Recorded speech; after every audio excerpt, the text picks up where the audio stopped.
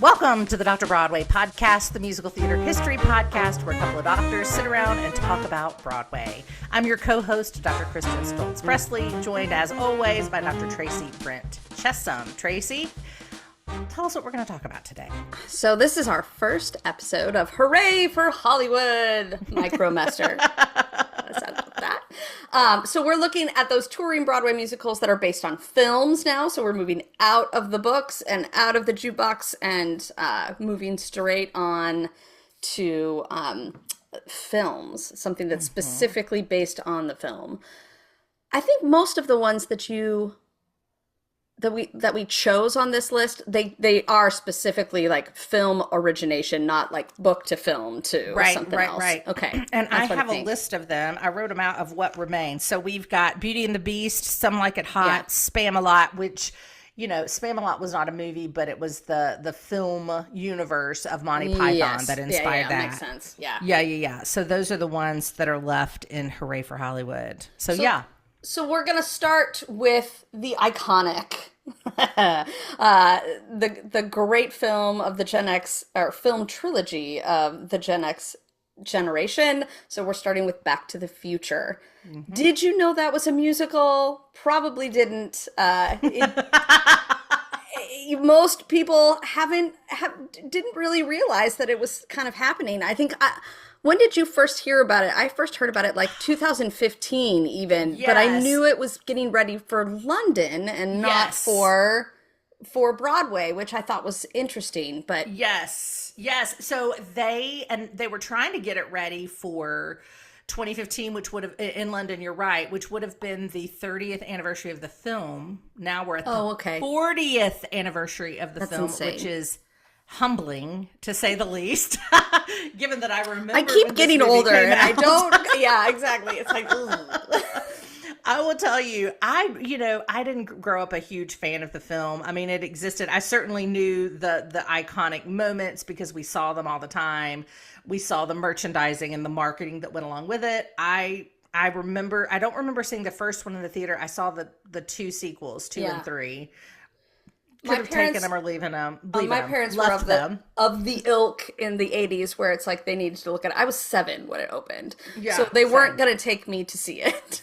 No. But I did see it. I think it was about 10 when I, saw it and saw the subsequent one. And they actually filmed the third movie, the Wild West one. Yeah. Like right close to my cousin's house. So, cool. Of all people, Michael J. Fox rented their house to live in during shooting. So that is amazing. They came down to see us and go to Disney and all of that kind of stuff. And it was it's a fun story. Yeah, that is amazing. That's very cool. Well, I think a lot of people have a lot stronger attachments to this franchise than maybe you or I do. I will tell you it's because we were doing Annie. That we were so into Annie and the Sound of Music at the moment, so we did not have time for Back to the Future because, P.S., other than Marty McFly singing on stage, there's not really any musical moments in that, so I did not have time for that. Thank you very exactly. much. But I will tell you, besides knowing, obviously, this is a huge cultural moment when Back to the Future hits, when I got married, my husband, I used to joke around with him, like, Back to the Future in any of its 3 iterations could not be aired on television without my husband watching it. Like every time, he loved it. You're channel surfing and you stop those 3 movies, he did not miss. If they were coming up on the TV guide, he was going right there. The other one was Shawshank Redemption, and he did not miss it. Whoa! Every time it was on. Those are a little far apart. I know. Love it. And now we've switched to, we're all streaming everything. So there's not necessarily that little ticker scroll. So he doesn't watch it as much as he used to. But boy, did he love it. And now my boys who are 11 and 13, they love it. So it has become a bigger deal in my life as an adult than it ever was as a kid, Yeah. And it just wasn't that. It kind of started, I think it started the movie trilogy. Yes. Kind of like apparatus. I mean, you didn't see that before Back to the Future. You didn't see like 1, 2, and 3. Like this is a 3-part story. But then, now we get Lord of the Rings. I mean, everything is done in 3s, it feels like. There's always multiple iterations. So Right. So it's a big cultural moment, and it only makes sense that it should be adapted into film. And this is part of that conversation where we had it with The Great Gatsby. We had it with several of the jukebox musicals, where you take a known commodity, a known entity, a story that is known from its whatever prior incarnation, whether that's, ABBA's music or F. Scott Fitzgerald's book, which I will have our listeners know I have subsequently read, though I did not read it as a high school student. I subsequently read it and loved it. Are you really? Loved it. Could not put it down. Read it in about 36 hours, and that included me living life and being a mom to 2 boys. I did it all in 36 hours. I loved it. I think because I had such low expectations. But at any rate, this was another one of those known stories, known factors, known commodities. And those, that's a shortcut for audiences. We don't have to worry about them coming in knowing, we don't have to worry about a whole lot of exposition, because they know the story and they love the story, and they could probably tell the story because they're like my husband and don't miss it the 57,000 times a week it's on television, right? So but as we all know, that comes with a caveat. When you have the well-loved and well-known, the nostalgia is very poignant. And you have to be careful of the nostalgia trap. And let's talk about, just briefly, Tracey, unpack that. It is a double-edged sword. So why do you have to be careful? What's the danger? Well, because it's if everybody knows and loves this commodity, they're going to want to see it just based upon kind of the name recognition. And that's what you want with a new musical that's untested. That's right. You want people to be drawn to the title. But the problem is if you get in there and it doesn't feel like the original does, if you take too many liberties with it, if you take too much, if the pacing doesn't feel right, if the characters have been tweaked too much, people will start kind of the backlash against, but this was something I loved and you have messed it up. Right. So you have to be, it's a double-edged sword, because a lot of people, this one included, go running because of that title. That's right. It's not The Notebook we talked about a couple episodes ago, and that one has a huge kind of following because people loved the books and they loved the movie, and so you got that double kind of triple-edged sword at that point. But this is a different level altogether of name recognition over The Notebook. Oh, no question. Back to the Future is an iconic part of our history. It is still on the Universal Studios backlot tour. Yes, right. This was 1985 when it came out. Y'all, 40 years. It is part of the American identity at this point. Without question. And so you're right. I mean, people come in with those expectations. So they, on the bright side, they come in kind of with a shorthand knowledge of what they're going to see, and that attracts them to buy the ticket in the first place. But on the other hand, they come in with expectations of how it should look and how it should make them feel and what it should make them think. And if it doesn't meet those expectations, then we have a problem. And, from a personal experience, I think I've alluded to this, when the Disney Mary Poppins came out, and I saw it on Broadway expecting it to be the film on stage, and I hated it. And I, subsequently did some research on it and realized why all the things were different. P.L. Travers and Cameron McIntosh and blah, blah, blah, blah, blah, blah. I understand all that. But when I saw it the second time, because I knew it was going to be different, I enjoyed it very much. I experienced it completely differently because I knew it was not the same. It was separate, different, distinct from what I was expecting. But we have to be very careful with these known titles. It's one of those reasons why when we talked about jukebox musicals, and I wrote about this in my book, Jukebox Musicals, and cited the work of Chris Jones, who was a critic for the Chicago Tribune for many years, and then now is in New York writing, I think, for the Daily News, if not one of the newspapers in New York. But nevertheless, I love his work as a critic. And he was the one who pointed out that if you want to sell a jukebox musical, the songs have to sound like they sound on the album. Yeah. And I've said that before, and I'll attribute it to Chris Jones because I did not come up with that and articulate it on my own. But when I read that he had done it, I was like, that's brilliant. He's spot on. It's why shows like Jersey Boys, where it sounds like you're playing a Frankie Valli record, work, and shows like Escape to Margaritaville, where they played around with the orchestrations of Jimmy Buffett's music, doesn't. right? Yeah. So, and the exception to that is Hell's Kitchen, as we talked about. Yeah, but then when it comes to film, it's like, it has to make you...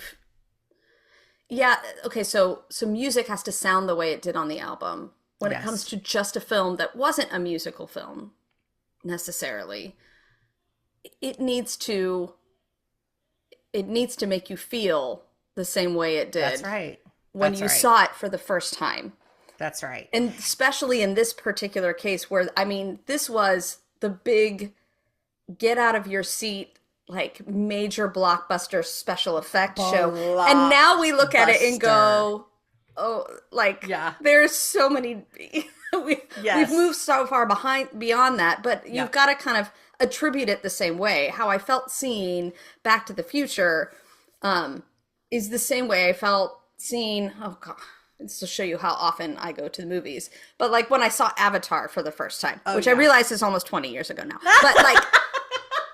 But like, we just keep aging ourselves. I know, but I mean, it's like, you know, the special effects in that one, or like, you know, I guess you'd look at it as a Marvel movie now, which I don't even go see those on the big screen because I can't handle the special effects. Like, it gets overwhelming after a while.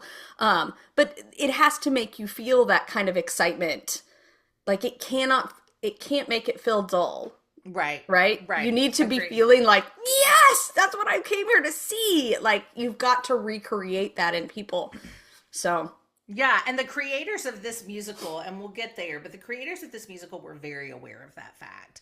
And it's one of the reasons I think why the premiere was delayed, because they had certain moments in this musical that they knew had to be perfect in order to hit the spot for the crowd of people who, like my husband, do not scroll past it when it shows up on the TV guide, right? Yeah. The ones who are the diehards, the ones who are going to the conventions where they dress up like Doc Brown or Marty McFly or whatever. They had to get it right. And so they took their time to do the best that they could. And having seen it, I think particularly the iconic moment that I think they're most proud of is the DeLorean going back to 1985, from 1955 to 1985. And it is unbelievable. That moment in the musical is unbelievable. I will never know how they did it, and they'll never tell, but it's unbelievable to see. Yeah. So I think in a lot of ways they really got it. Mm-hmm. But let's start at the very beginning and tell the story of Back to the Future, the film, and then talk about the musical itself. But the story here is obviously more about the film, as is going to so often be the case with these Hooray for Hollywood shows that are in this little micromester. The film is the thing. So let's start there.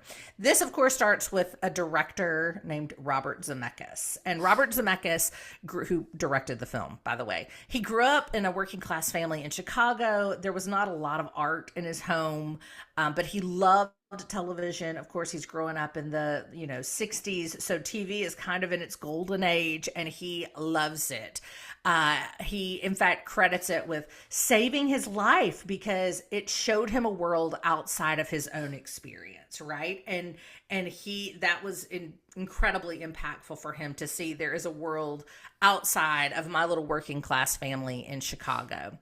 In addition to loving television, his parents had an 8mm camera. As they all do. Yes, all that's of them right. have the little, My aunt had one of these, and I remember she would bring it to things. And if I recall correctly, she was always recording every family function, but it didn't have sound. Is that right? Like it could record video, but no sound. So he was like my aunt. He was the one always recording Christmas with the family or Thanksgiving or birthday parties. You had to have the big one that sat on your... Yes. The and I don't think that came until later. I think that was like an early 80s thing. Yeah. If I'm not mistaken. Right. But the 8mm that came before, I just remember it not having sound, or maybe we just No, I think you're wrong. Right. I don't know. Could have been user error. I don't know. I think my grandfather had one. Yeah. And I don't know, we, the cousins were almost 12 or whatever, and they sat everybody down and they're like, we're going to watch all the whole old films. And so we're sitting and, my grandparents, And they're sitting there, and they put it up on this screen because Yes, everybody of course, had a they have home screen. They had to portable show their screen slides. Yeah. to show the slides exactly. And all of a sudden, it started, and my aunt goes, "Oh, there's no sound on this. Please stop asking where the sound is. Like, that's not what we had. Enjoy the pictures." And I was like, then "Oh, I am not having a false memory. no." Okay. I do remember like that. We all just kind of laughed. I'm like, "There's no sound." They're like, "No, but see, we're laughing. You can tell we're like, just So watch we're it." Just watching a pantomime? Is that what Exactly. this is? Like, okay. And they're I like, got "Tracey, it. turn around and just watch it." Just be thankful for the good things that you got, as I tell my boys. Exactly. Be thankful for the good things that you got. Yeah, exactly. So, and along those lines, my husband, I don't know who was the historian in his family who took all the videos, but they've recently had them turned into digital format. Oh yeah. And they put music over them, like very sentimental, like Lawrence Welk sounding music as part of the digitization process. So there's no sound on those. Yes. There's just, Anyway, that's what Robert Zemeckis grew up doing. Watching TV and making films without sound on his 8mm camera that his parents had. So he didn't really know, again, like I said, it's not like he was exposed to a lot of the arts at home. Mm-hmm. But thanks to television, again, he said it saved his life. He heard on the Johnny Carson show that there was such a thing as a film school. And he was like, whoa, I love making films without sound on my 8mm camera. What if I could make films with sound and tell an actual story? What would that be like? And so he does. In spite of his parents' disapproval, he goes to a small little school in Illinois, and he worked for a time as a film cutter and editor for NBC News in Chicago, and he edits some commercials and does some light film work around the Chicago area, and then he transfers to the University of Southern California near Tracey's home sweet home and goes to film school there. And it's there that he meets Bob Gale. And Bob Gale is another very important piece of this puzzle. They both had a very similar aesthetic. They became great friends. They both wanted to make music. And so they started wanted to make movies, not music. I was like, ooh, is this going in a direction I didn't know it was going to go? Nope. No. Movies. Nope. I just misspoke. Forgive me for that. And so they start trying to write some screenplays together. They start trying to write some scripts. Now, while Zemeckis and Gale are at USC, Zemeckis wins a film award as a student, and he catches the eye of Steven Spielberg. Now, Spielberg at this time was early Spielberg, so he's not, like Steven Spielberg. But he's like E.T. Well, not quite. Not even quite that. Yet, but it would be like Jaws-ish, getting ready for, like that kind of. So he's still Steven Spielberg, but he's not who he would become. He was still, that was a feather in Zemeckis' cap to become, in a mentor-mentee relationship with Steven Spielberg.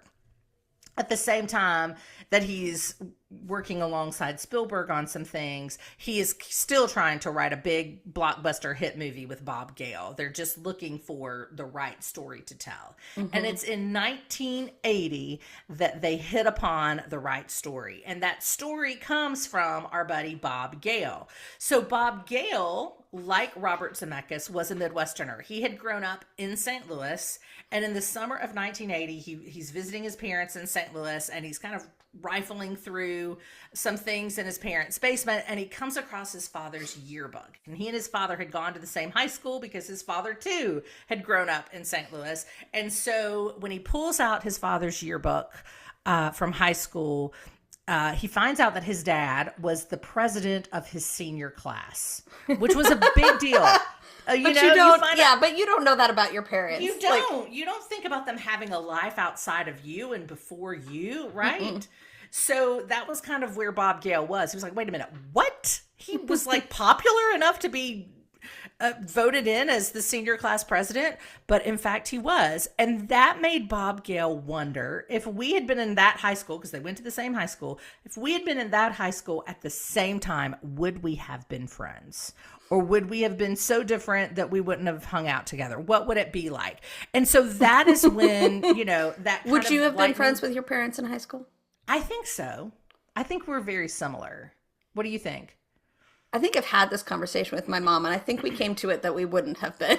Really? Interesting. That if we had met in college, it would have been different. Yeah. But in high school, yeah, not so much. I probably would have been better friends with my dad, but that's probably but at the true same for me time, too. like a little wary of what my dad's social standing would have done to mine. Yeah. So yeah. my dad is a bigger nerd than I am, believe it or not. Well, So- I think my answer would probably be like yours. I probably would have been better friends with my dad because he was, a jock. He played all the sports. He was a newspaper staff. And I did all those yearbook editor. I was yearbook editor. Into sports, all that. Mom was more a prom queen cheerleader, which I was definitely not. That was my mom. Yeah, Like so, this my family story is 100% the most popular girl in schools yeah, marries the tech nerd. yeah. And it's Tracy. and it is a perfect match for both of them. Yeah. That only took them a couple years to figure out, but neither of them would have spoken to one another in high school. Yeah. Wouldn't have happened. So yeah, I think that makes perfect sense. Well, so Bob Gale is wrestling with this kind of thought experiment that you and I have just kind of talked through, and he begins to think, what if a boy could go back and be in high school with his dad? Yeah. Well, if you know the story of Back to the Future, that's the plot, basically, right? And it's my favorite thing. Like, Marty McFly goes back and is always looking at his dad going, will you be cool? Like, yes, without saying yes. that. Just be cool. Yes. Just be cool. Exactly. Because I take it Bob Gale would not have been friends with his dad. Maybe not. I take it that would be his. They seem to be very different, at least in the film they are. So he takes this idea back to Zemeckis and is like, I love it. Let's do it. And so they pitch it to 40 different studios. 40 different studios. Now remember, they've got some level of access that comes from being, having a relationship at whatever level with Steven Spielberg. So they're able to get access and coming to out of the some UC studios that others wouldn't. Yeah, and coming out of USC Film School. Exactly. So they're not just cold calling necessarily. They've got the connections to get to the right people. Well, I mean, or at least right people adjacent. Yeah, I mean, right? and the fact that they're able to pitch this to 40 studios tells you they have access. Exactly. It also tells you how Bingo. short-sighted everybody is, but they have access to do that. If you don't have access and you don't have anything, you're not going to get in that far. So Exactly. And part of the problem is, yes, they have the access, but they do not have the track record. Yeah. And so that's the turning point, is when they get a track record, or when, let me be more specific, Robert Zemeckis gets a track record. In 1984, Zemeckis directs a movie called Romancing the Stone. I remember this movie. I don't remember anything about it except I remember it being a thing, and I think I remember the cover art that was on the videotape. Yes. Like from Video Seeing it in a Valley that we go store. to. Yeah. Yeah, exactly. And I remember that, and I probably remember that more than even I can't imagine. I don't know that I ever even saw it. See that film? No, I don't think I ever saw it. But I definitely. But I also think there was music from it. Like there was a music video that was on VH1, which was we weren't allowed to watch MTV, but we could watch VH1. Which, I mean, thank you. 6'7", right? Oh my! I know. Did you just use 6'7" on the podcast? I did, because come on. Yeah, I told you I live with 11 and 13-year-old boys. Of course true. I use 6'7". Of course. Of course I did. So at any rate, Romancing the Stone, whether or not I saw it, was a film that came out in 1984, and it starred Michael Douglas and Kathleen Turner and Danny DeVito, and it is a massive hit. It's made with a $10 million budget, and it makes more than $100 million. So I didn't do the inflation calculator because it didn't seem important, but $100 million in 1985 is a big number even now, right? It made a ton of money. Yeah. So, of course, at that point, with the success of a project like that, making, $100 million on your movie, Zemeckis can name his project. And this is 1984. And Zemeckis says, well, if I can name my project, I'm going to name... I would like to do our version of...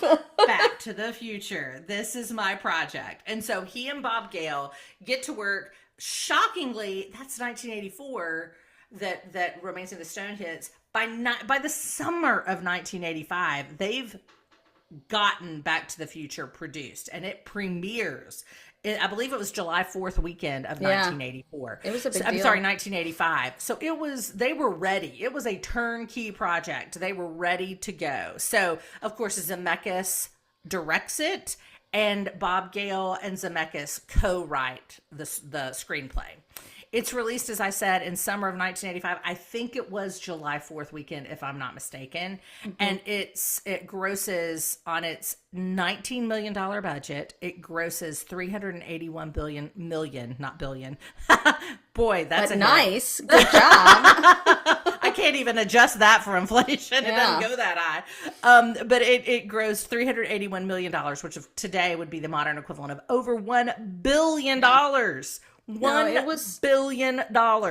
It's one of the ones that really starts. Obviously there's Jaws and everything before that, but it starts this, like, there's these blockbusters, right? Blockbusters, that's right. And the Star Wars, George Lucas is coming along, just before and this. And it sits in that vein. Yeah. And if you think and it's a trilogy. If you like the special effects of things like Star Wars, this one has a heart and soul that's very, very different than Star Wars, right? Where Star Wars is very, very much based on those archetypes. This is a story of a relationship between a family, and so you can get both sets of people in. Yeah.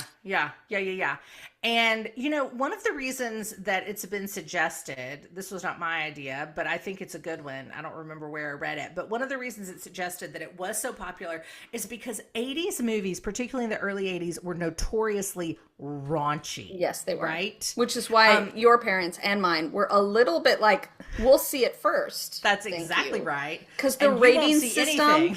Yeah, exactly.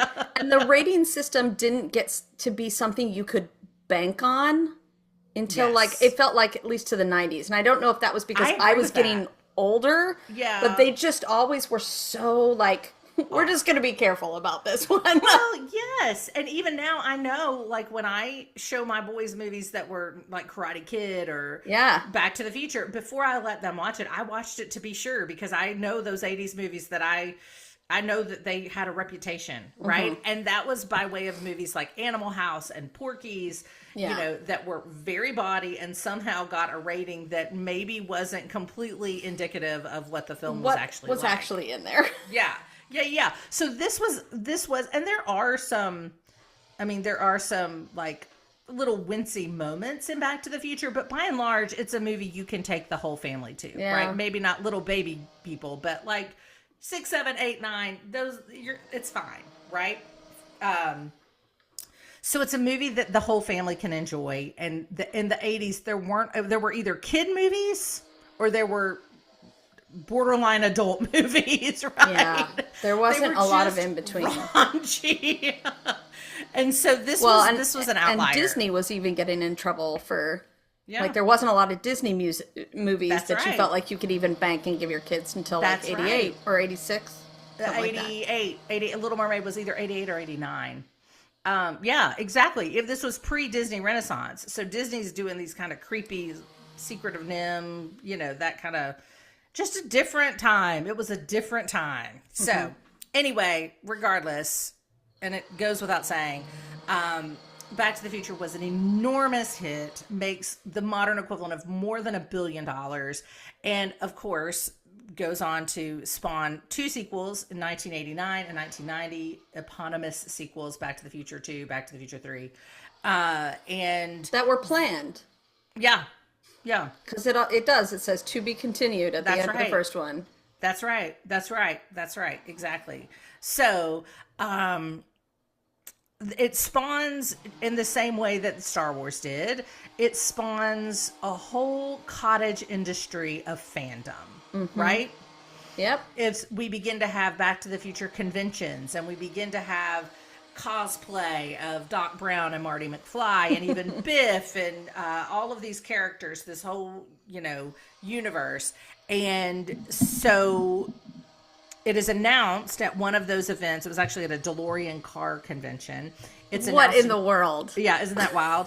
Bob Gale was at a DeLorean car convention, and I think that the DeLorean company has to be grateful for Back to the Future, because who would ever have heard of a DeLorean if it weren't for Back to the Future? Mm-mm. So, appropriately, Bob Gale is at a DeLorean car convention in 2004, and it's at that moment that he announces his interest, not the development of, but his interest in doing a musical version of Back to the Future. And that's interesting timing, because it predates really the explosion of Hollywood films transitioning to Broadway, right? There were some, like The Wedding Singer, the musical, and then a few years after that we have Legally Blonde. So it was happening, but it was before it became kind of a Broadway trope, right? Mm-hmm. It was when it was still an outlier. So he's like, I think that would be interesting. And one of the reasons why is because, and he's right, Marty McFly, the character, is an aspiring musician. We see Michael J. Fox in that film performing on stage. And that's how it opens, right? He's practicing his guitar. Yeah, he's at Doc Brown's. Performing on stage, right, quote unquote. Right. Yeah, because the voice that they paired with him is probably my biggest, dubbing disaster of all times. I'm like, did you just dub a black man's voice over the top of this very lame? I'm like, what just happened? Canadian. I know. I was like, there's no one in the world that would ever think that he's singing this whatsoever. Right. Anyway, Right. But I remember thinking that in the 80s too, going, guys. Yeah. This is Michael J. Fox. That's right. He doesn't sound like that. Well, that, Tracy, is because you are a voice person, and me not being a voice person, were you very much a Michael J. Fox person? I was like, he can do it all. He can sing it all. This guy can't do. All right, I'll give you that. Yeah, look at you, MJ. Look at you go. Oh my goodness. But of course, fans are increasingly begging for Back to the Future 4, Back to the Future 4. No. Right. Can't happen. People are begging for it. But finally, Zemeckis and Gale put their foots down and said, listen, nobody wants a Back to the Future without Michael J. Fox. And because of Michael J. Fox's health struggles, he's not available to do this. And so we're certainly not going anywhere without him. Well, and wasn't there a lot of, I don't know if you came across this, and apologies, because apparently the people that cut the grass have decided to use my window as the place to do that. I'm relieved to hear it's out, because I was like, is my house about to explode? What is going on? No, they've got they're apparently trimming the bushes out there, and it's so badly timed. I apologize. Okay. Anyway. Okay. At least we've that's what the sound is. It's not outside. That makes me feel better. I apologize. They're literally right outside this window. I'm moving the microphone. Yes. Right. But wasn't there, there was discussion after Michael J. Fox basically told me, I have Parkinson's. Right. That he was even struggling in Back to the Future 3.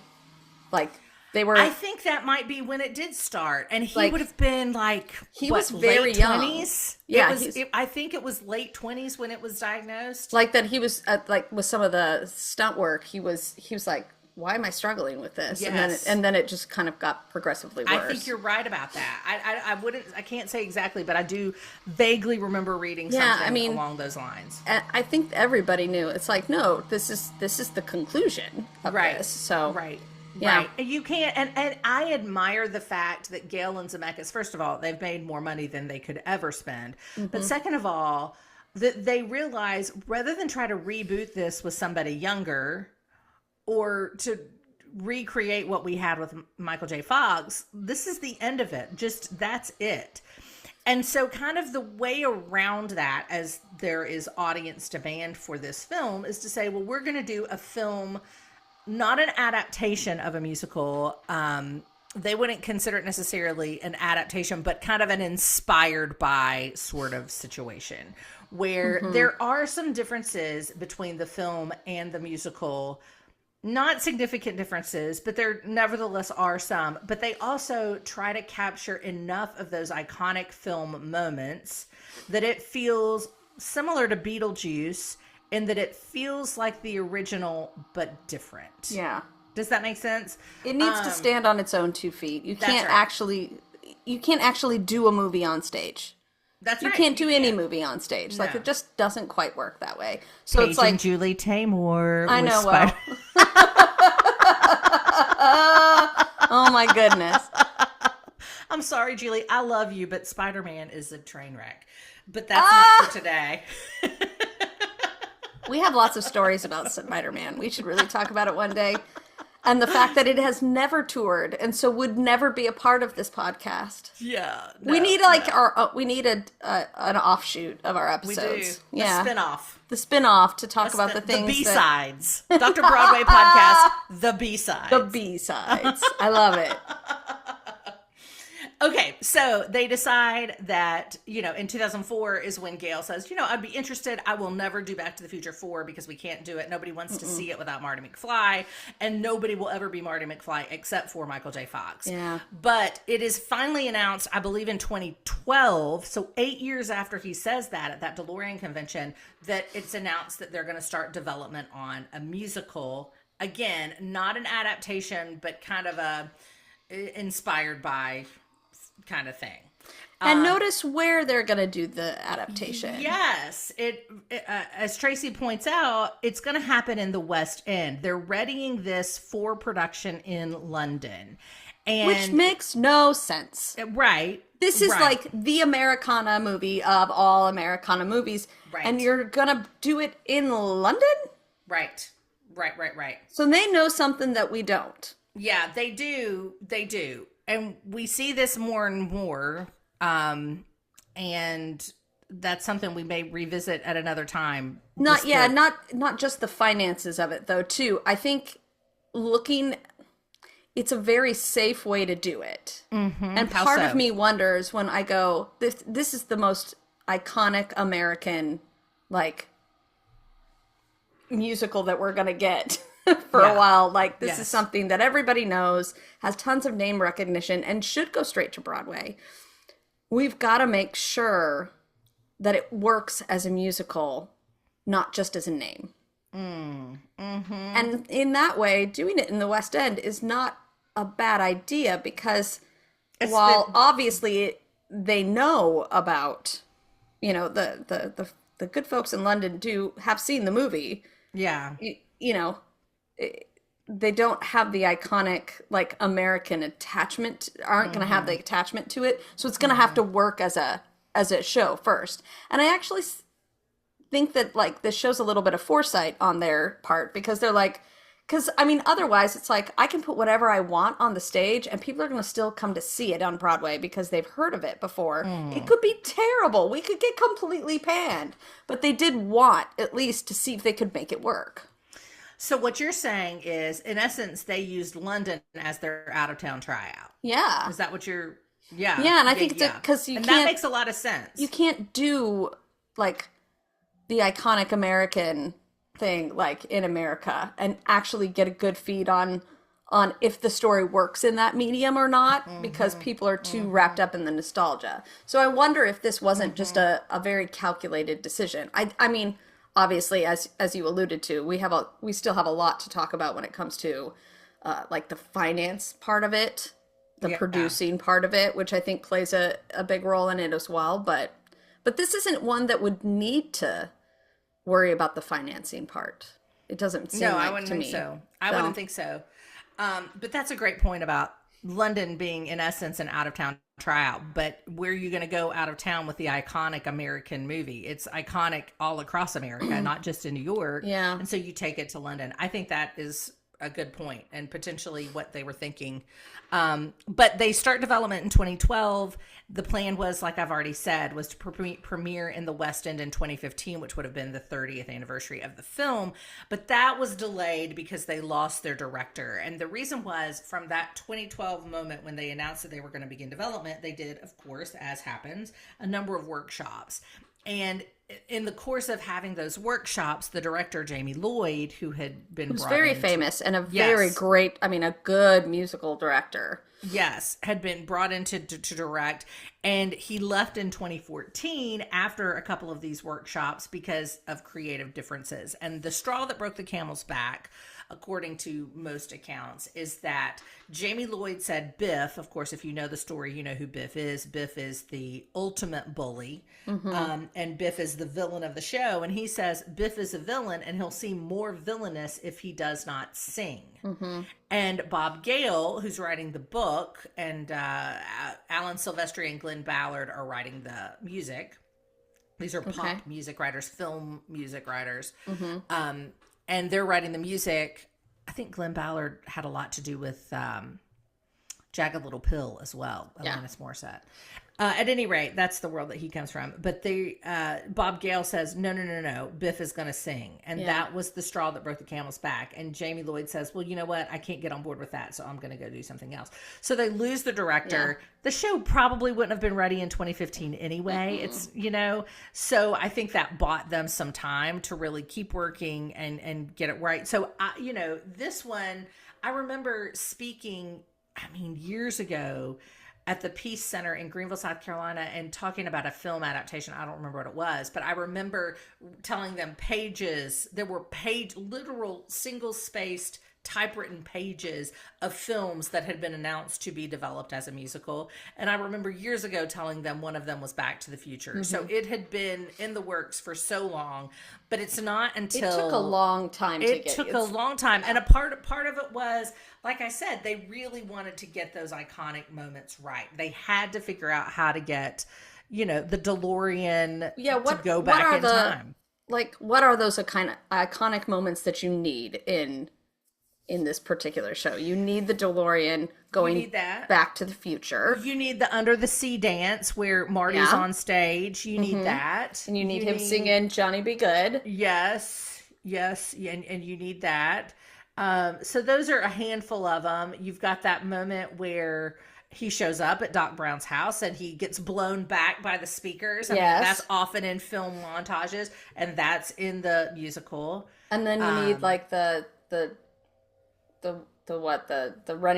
running away from the terrorists kind of thing, and the first time we actually go to the past, when we go to 1955. Those are the major things. The rest of it, it's a story about heart. But those are the big moments that you need. I'm not sure that I disagree with Jamie Lloyd about Biff not singing. Yeah, I agree with you. And the only reason why is because this seems to be a trope.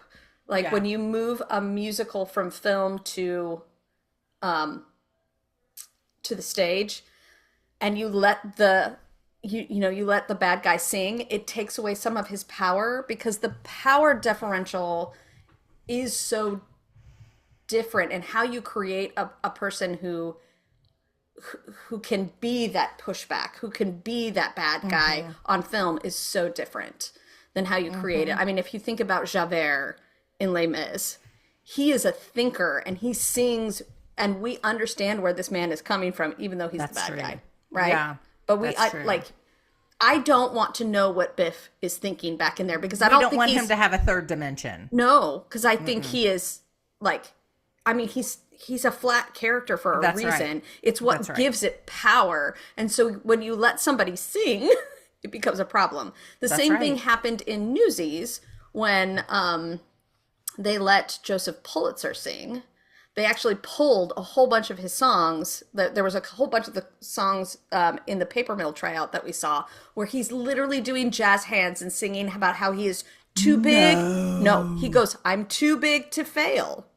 No. Oh, I'm 100%. But I remember at that point going, and I'm gone, and I'm lost. I am not scared of this man anymore. Even if it was tongue in cheek, and it was. Right. I just remember going, I'm hearing too much about his evil plans. That's right. And I'm like, he's not scary anymore. He's an idiot. Yeah. And I don't disagree with Jamie Lloyd in this one. I'm with you. You access you have the potential to access empathy if you are allowing your villain to sing like that, like where, and you don't want them to have that third dimension. You don't want to give them that opportunity to tug at our heartstrings because we have to hate them. Right? Yeah. Well, now, that's not always the case. You mentioned Javert, which is brilliant. That's a great parallel. And also think about the Wizard in The Wizard of Oz, right? or in Wicked.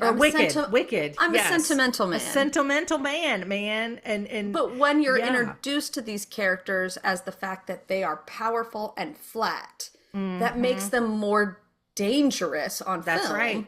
That's right. And when you give them the opportunity to be three-dimensional on stage, it does kind of it takes away some of the power.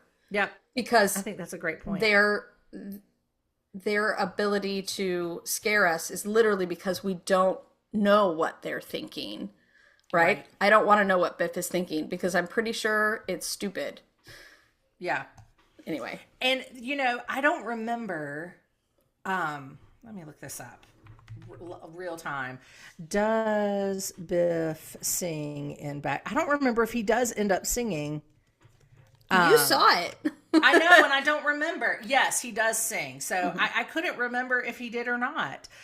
Because I didn't know this at the time that I saw it. I wasn't looking for that. No, so I of just course. don't remember. But he does end up singing. So Interesting. They ended up going that direction with it. It does soften the villain, that's for sure. Yeah. I mean, even Javert, I think that's a great point. But even Javert, we feel for him. We understand he's doing the best he can to be who he was taught and trained to be. He is, you know what I mean? And with Biff, you get a little bit of that in the movie, but I didn't recognize it until I was an adult. Like, he was just that flat. He was just a scary bully, and a scary bully is a bully because he's a bully. When you see him coming out of his house and he's yelling back at Grandma. Yes. Do you remember that moment? We need to know. I do. I remember, and I went, "Oh, there's a lot operating in this character right here." Like, all of a sudden it's kind of like, okay, there is a backstory there, obviously. Yeah.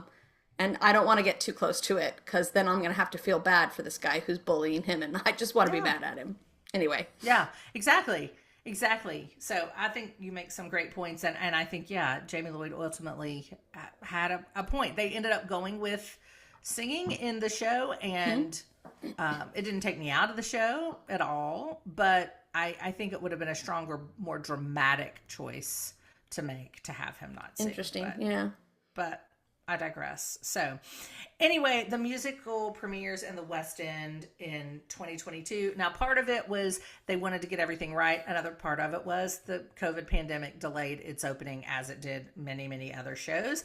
But it opens in the West End in 2022 and wins the Olivier Award for Best New Musical. It's still running in the West End, by the way. It's booking now through January of 2026. I don't know if it'll extend beyond that point, but it's coming on 4 years that it's been running in the West End.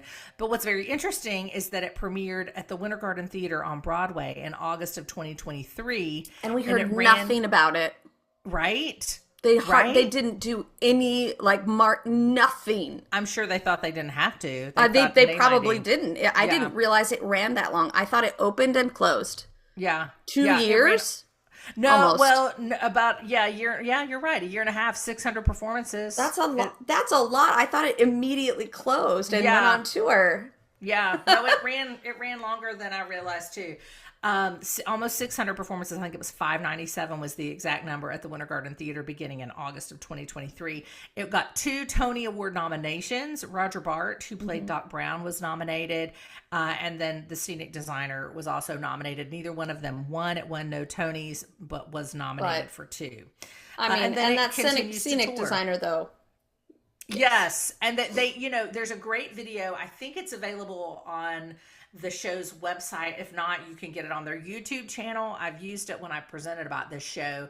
But you get to see here, it wasn't just a scenic designer. They had an illusions director. And every time I hear the word illusion, I think of Job Bluth from the show Arrested Development. If you know, you know. It's an illusion, Michael.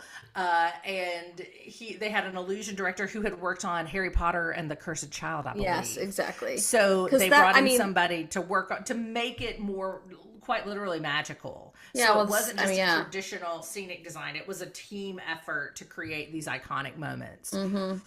I mean, I had a colleague who did all of the, he was the automations director for Spider-Man, just because he's like, you don't realize how technically heavy this is and how much computer programming goes into what you're seeing. And when it all works perfectly, because, you know, everything's firing, it's amazing to watch. Yeah. And I think that's it. So I've learned something new by doing the Dr. Broadway podcast, is that I need to take much better, notice of things on Reddit, of all things. Reddit reviews I get lost in now, because you kind of start seeing people who don't do what we do and how they're reacting to things. And it just, the reaction to, like, it was worth the money to watch the DeLorean fly. Yeah. True. It was amazing. That was an amazing moment. Just kind of watch it, just kind of go. I mean, because it is so, it's just, it represents so much work, and the fact that we can do that kind of stuff live now is just kind of amazing. That we can do it on tour is even more amazing, because they pack it all up and put it in another place, you know, for another 4 days somewhere later. This is, you know, this is pretty amazing tech.